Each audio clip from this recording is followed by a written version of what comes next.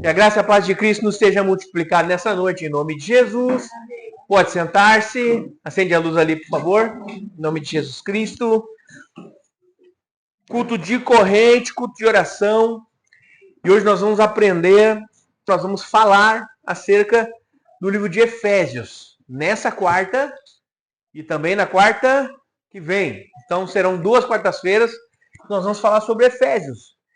Se nós falarmos um pouquinho a respeito de Efésios, você pode ir procurando o livro aí, nós vamos falar a partir do capítulo 1. Se nós formos falar acerca de Efésios, nós vamos olhar na história dos grandes teólogos da história, os homens que fizeram a diferença na história da igreja, julgam o livro de Efésios como a melhor carta do apóstolo Paulo, como sendo a principal obra do apóstolo Paulo, porque quando ele escreve a carta aos Efésios, ele já não é mais um menino. Quando ele escreve a carta de Efésios, ele já havia sido torturado, já havia tomado 179 chibatadas, já havia naufragado, já havia sido assaltado, o apóstolo Paulo já havia sido picado por uma serpente. Então, todas estas coisas, já havia sido preso, então todas essas coisas já haviam acontecido com o apóstolo Paulo quando ele escreve a carta aos Efésios. Mas, antes de falar especificamente da carta em si, eu vou tentar passar um panorama geral do que foi a igreja de Éfeso. Porque nós vemos que o apóstolo Paulo vai a primeira vez a Éfeso, mais ou menos no ano 52 depois de Cristo, e ele leva consigo 2 discípulos, aos quais conheciam muito sobre a graça, sobre Jesus Cristo, e lá encontram, até você vai lembrar, você que conhece a Escritura, conhece o livro de Coríntios, por exemplo, as cartas aos Coríntios, sabe que ali fala acerca de Apolo, que era um homem muito conhecedor do Antigo Testamento, da Antiga Lei, e ele, inclusive, aprende com Priscila e Áquila sobre o Novo Testamento, sobre a Nova Aliança, sobre Jesus Cristo. Então, o apóstolo Paulo, quando visita a primeira vez Éfeso em 52 depois de Cristo, ele leva consigo Áquila e Priscila e deixa eles lá. Deixa eles lá depois que ele sai falando acerca do ministério de Jesus na terra. Eram discípulos do apóstolo Paulo. E depois, em 54 depois de Cristo, o apóstolo Paulo retorna a Éfeso pela segunda vez. E a Bíblia diz que ele fica 3 anos na cidade de Éfeso. E ali sim, aí fica 3 anos na cidade de Éfeso, ele leva consigo o primeiro pastor que aquela cidade teve, que nós conhecemos muito bem. Se você não sabe quem é, eu já lhe digo, foi Timóteo, foi o pastor de Éfeso.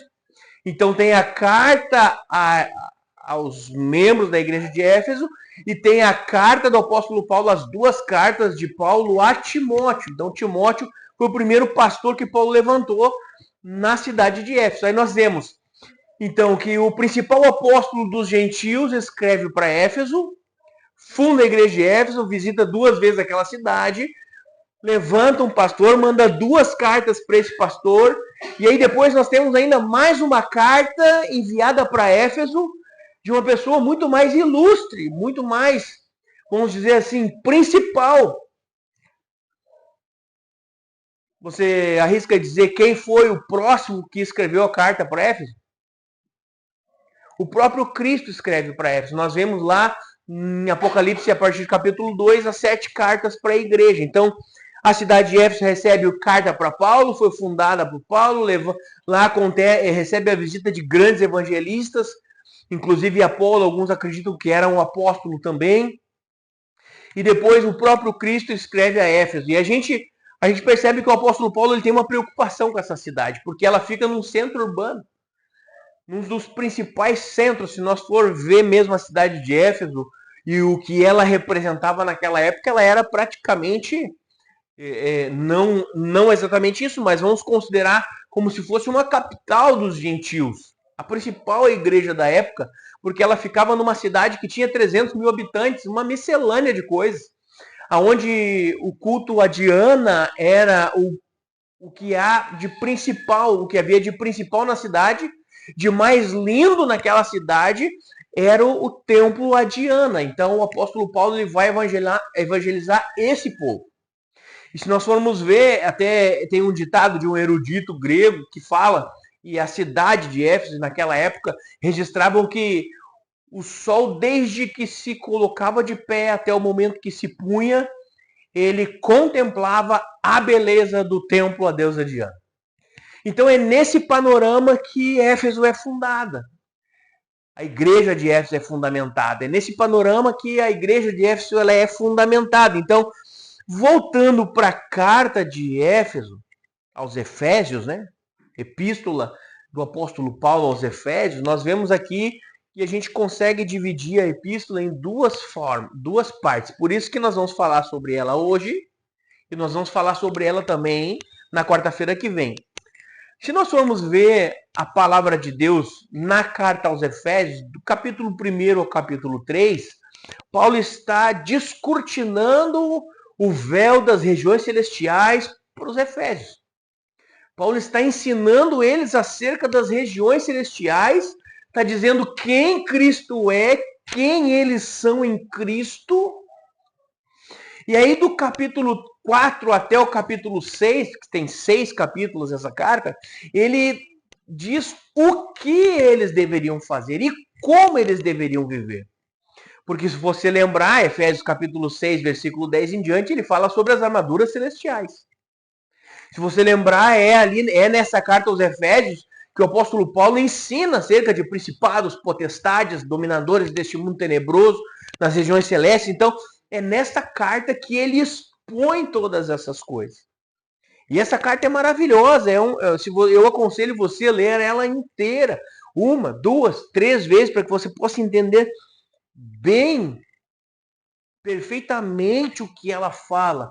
Porque ela nos dá um panorama do que é o reino celestial e ela nos dá um panorama do que deveríamos viver.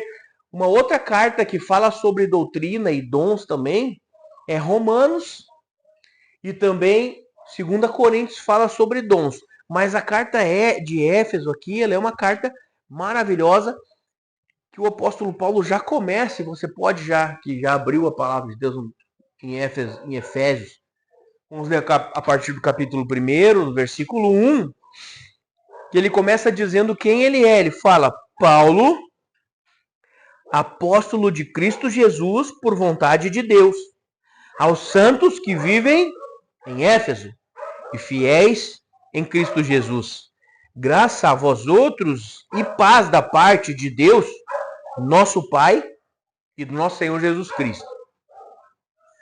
Então aqui o apóstolo Paulo ele começa dizendo quem ele é. Ele começa dando as suas credenciais.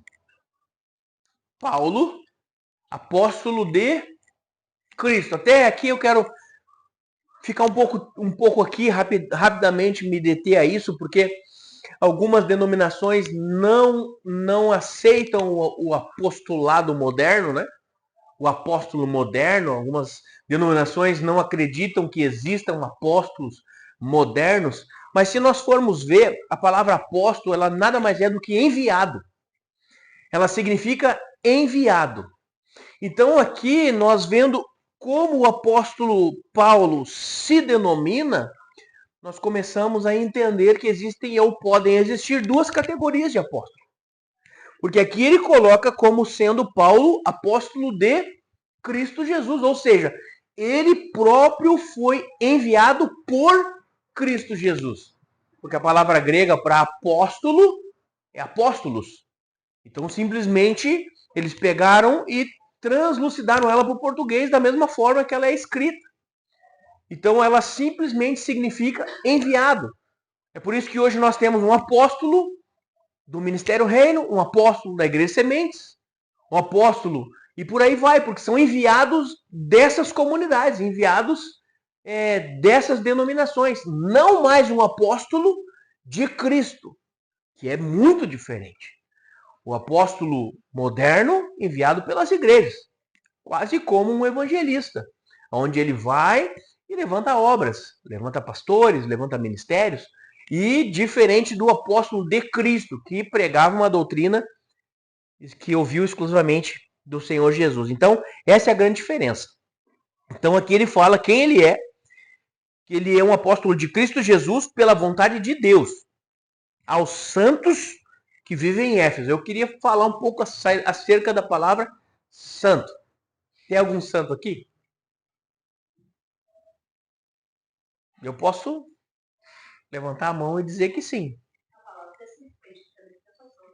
Mas a palavra santo, ela significa separado para Deus. Tem alguém separado aqui para o Senhor? Quem aqui é separado? Quem aqui não é dessa terra? É isso que significa a palavra santo. Você acha que santo é o santinho do pau oco? Não, não tem nenhum santinho aqui. Nós somos santos e separados para Deus. Nós vemos que a palavra antes, santo, o que é esse altar? Esse altar é santo. Lembra do Antigo Testamento? O que eles faziam? Eles ungiam e santificavam os itens do templo. Por quê? Porque eles estavam sendo separados para uso exclusivo de Deus. E hoje nós somos ungidos, e a Bíblia fala acerca disso, pelo Espírito Santo. E nós devemos sim ser santos, separados para uso exclusivo do Senhor. É por isso que o apóstolo Paulo, em outra carta, em outra das suas epístolas, ele fala acerca disso. Quer comer, quer beber, faça tudo para a glória de Deus. É por isso que ele fala, orem em todo o tempo. É lógico que nós sabemos que não é dobrar o joelho e ficar 24 horas rendendo louvor e graça ao Senhor. Claro que isso seria maravilhoso se pudéssemos fazer isso, mas quem pode parar a vida hoje e fazer isso?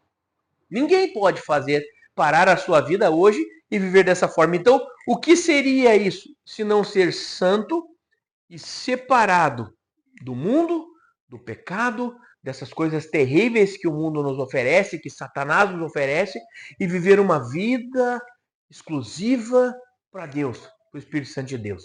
Então, sim, nós somos santos. E aqui você pode entender que essa epístola foi escrita para Éfeso, para a cidade de Efésios, para os cristãos, né, aos Efésios, os cristãos que estavam na cidade de Éfeso, mas como a palavra de Deus ela é inspirada, completamente inspirada para nos edificar, você pode dizer para os santos de Cachoeirinha, para os santos de Gravataí, para os santos que estão na igreja Sementes.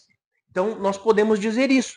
Essa carta, então, foi escrita para os santos da igreja Sementes, porque ela foi divinamente inspirada para o nosso aprendizado também, em nome de Jesus Cristo. E ele fala, além disso, os santos que vivem em Éfeso e fiéis em Cristo Jesus. Qual de nós aqui é fiel em Cristo Jesus?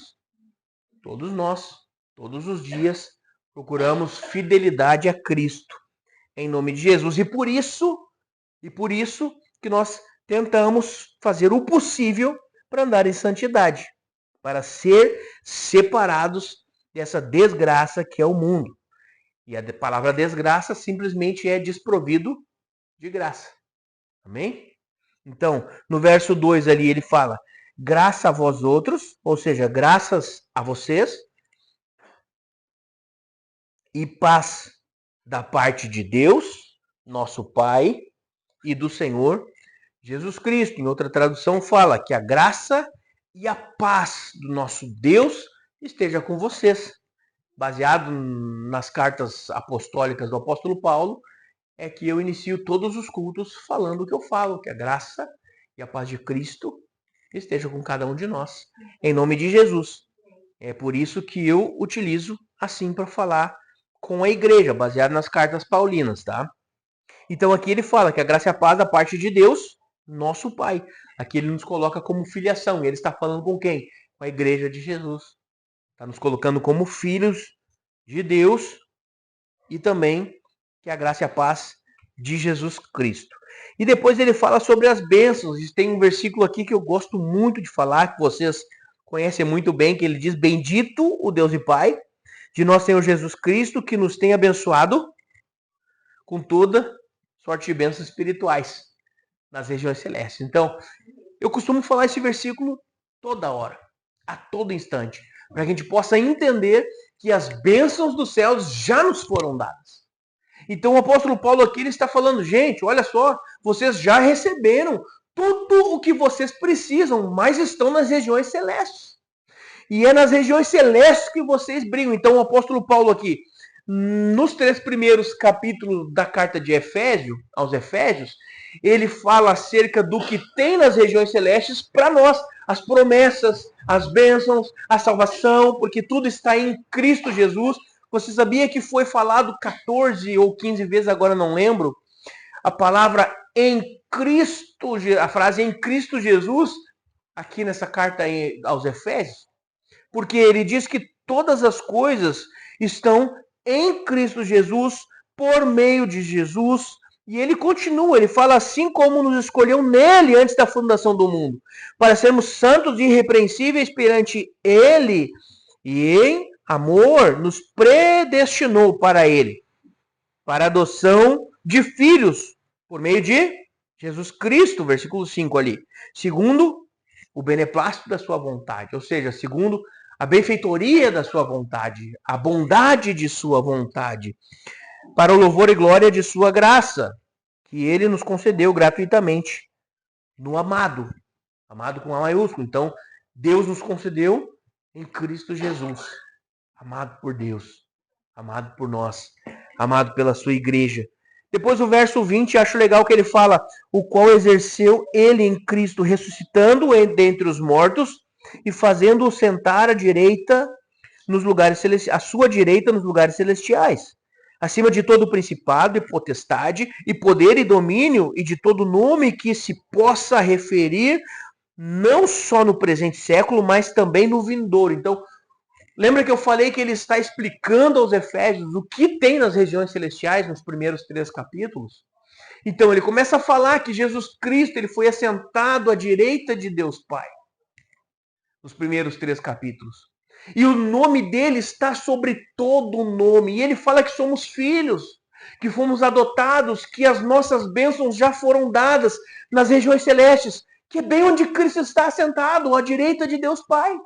E às vezes nós não conquistamos, nós não lutamos, nós não oramos, nós desistimos daquilo que Deus nos prometeu, das coisas que nós colocamos as nossas mãos, as coisas que o Senhor permite que nós vejamos, e nós simplesmente abandonamos, mudamos o percurso, mudamos de projeto, porque nós não entendemos que essas coisas já nos foram dadas em Cristo, por não conhecer a carta aos Efésios, por não conhecer principalmente a doutrina cristã do Evangelho de Cristo, que sim, é abnegação, sim, é negar a minha vontade, sim, mas também é desfrutar da herança que o Senhor tem separado para as nossas vidas.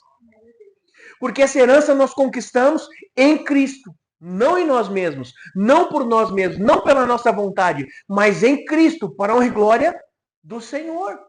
É por isso que todos os nossos planos, todos os nossos projetos precisam passar pelo crivo da palavra de Deus. Precisam passar aos pés da cruz para ver se está segundo a vontade de Deus. Porque, na verdade, para nós, o que importa, o que deveria importar, é a vontade de Deus. É estar dentro da vontade de Deus. É estar no escopo da vontade de Deus. Fazendo aquilo que Ele preparou para nós, que Ele separou para nós. No capítulo 2, ele fala sobre o pecado para a salvação. Do pecado para a salvação pela graça, ou seja, mortos pelo pecado e partindo do pecado até a salvação pela graça. Então ele começa a falar o que éramos antes e o que somos depois. Então ele vem e fala onde Cristo está, que o nome dele é sobre todas as coisas, que as nossas bênçãos já estão lá. E ele começa a explicar por quê. Porque antes nós estávamos em pecado, estávamos no erro, vivíamos com os nossos pensamentos por causa da natureza, filhos da ira, como também os demais. Mas Deus, versículo 4 do capítulo 2, mas Deus sendo rico em misericórdia, por causa do grande amor com que nos amou, e estando nós mortos em nossos delitos, ou seja, mortos no pecado que havíamos cometidos, nos deu vida juntamente, versículo 5 do capítulo 2, juntamente com Cristo. Porque pela graça nós somos salvos pela graça. E juntamente com ele, Deus nos ressuscitou e nos fez assentar aonde? Quem está acompanhando? Nos lugares celestiais, em Cristo Jesus. De novo aí a frase, né? Em Cristo Jesus. Então, tudo o que fizemos, onde quer que andemos, para onde olhamos, o que escolhemos, as nossas direções, as nossas vontades, precisam estar em Cristo Jesus. Para que em Cristo Jesus nós sejamos mais do que vencedores. Para que em Cristo Jesus nós possamos conquistar a vida eterna. Para que em Cristo Jesus nós possamos viver as promessas de Deus para as nossas vidas todos os dias. Depois ele fala que pela cruz não há mais gentios e nem judeus. Todos estão unidos pela cruz. E ele fala, lembrai-vos do que outrora vós gentios na carne chamados em circuncisão por aqueles que se intitulam circuncisos. Ou seja, ele fala daqueles que tinham antes a marca de Deus, que era a circuncisão, e depois então fica decidido que a circuncisão de nós gentios seria no coração, e isso, nosso coração marcado, circuncidado para Deus, para Cristo. Então, é aquilo que nos transforma filhos e nos faz viver e prosperar em nome de Jesus Cristo. Em nome de Jesus Cristo. Depois, ainda no capítulo 3, ele vem falando sobre a vocação dele, de apostolado. Ele se intitula ainda não apenas apóstolo. Acho que é legal, né? Que a gente não conhece, às vezes, o apóstolo Paulo, não conhece a história desses grandes homens de fé. E eu conheço uma história, um testemunho aqui negativo de um bispo que foi a Jerusalém uma vez numa comitiva, numa caravana com vários outros pastores, e alguém chega para ele e fala: pastor, vem aqui um pouquinho. Ele assim: não, pastor não, eu sou bispo. E aí ele começa com aquilo, mesmo não entendendo que um bispo é um pastor de pastores. Sabe? Então, as pessoas, elas não têm o entendimento de quem Cristo é, de quem elas são, e ficam se apegando nessas coisas pequenas. O que é um título para quem está próximo de Cristo Jesus. E aqui o apóstolo Paulo, ele fala: eu sou prisioneiro de Cristo Jesus. Ele aqui não está mais dizendo que ele eu sou um apóstolo escolhido. Não, aqui ele começa dizendo no capítulo 3, por esta causa eu, Paulo, sou o prisioneiro de Cristo Jesus, por causa de vós, gentios, se é que tendes ouvido a respeito da dispensação da graça de mim, a mim, confiada para vocês. Então ele fala: vocês estão ouvindo a graça de Deus da minha parte? Como eu poderia falar, sou eu aqui um servo do Senhor, um escravo do Senhor, porque vocês têm ouvido a respeito da graça através de mim. É isso que ele está falando. Ele envia a carta aos Efésios para dizer: olha, eu sou prisioneiro por causa de vocês. Porque eu tenho pregado a graça de Deus a vocês. Eu tenho ensinado a graça de Deus a vocês. Aqui nos mostrando o que deveria ou como nós deveríamos estar vivendo o Evangelho de Cristo. De fato, para que nós possamos viver, então, tudo aquilo que nós devemos viver. Porque fomos chamados e escolhidos. E aqui deixa muito claro que fomos todos nós escolhidos por Deus para estarmos aqui nessa noite. Em nome de Jesus Cristo. Depois ele fala que Paulo ora, e ele fala ali: habite Cristo no vosso coração, pela fé, estando vós arraigados e alicerçados em amor. Alguém sabe o que significa a palavra arraigado? Uma árvore, ela é arraigada no chão, enraizada, presa. Muito mais, inclusive, aqui do que alicerçado. Ela está... É por isso que a palavra às vezes fala que nós somos desarraigados do pecado e lançados na graça, na maravilhosa luz do Senhor. Então é isso que o Espírito Santo faz. E é isso que nós precisamos estar arraigados e alicerçados em amor. Em amor. E aí depois ele fala, né? Qual é a largura, o comprimento, a altura, A profundidade está lá no capítulo 3, versículo 18 em diante ali. E o conhecer do amor de Cristo, que excede todo o entendimento, para que sejais tomados de toda a plenitude de Deus. Aquele que é poderoso para fazer infinitamente mais do que tudo quanto que pedimos ou pensamos. Olha que promessa maravilhosa essa. O que nós estamos fazendo essa noite aqui? É um culto de oração? É um culto de corrente?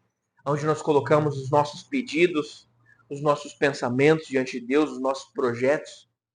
Imagine nós iniciando uma corrente com uma palavra dessas aqui. Ele é poderoso para fazer muito mais. E aqui, a palavra aqui não é muito. A palavra é maior do que muito. Aqui é infinitamente mais do que tudo quanto pedimos ou pensamos, no versículo 20.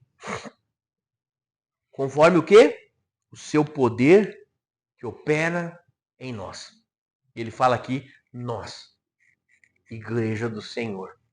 Nós, igreja sementes.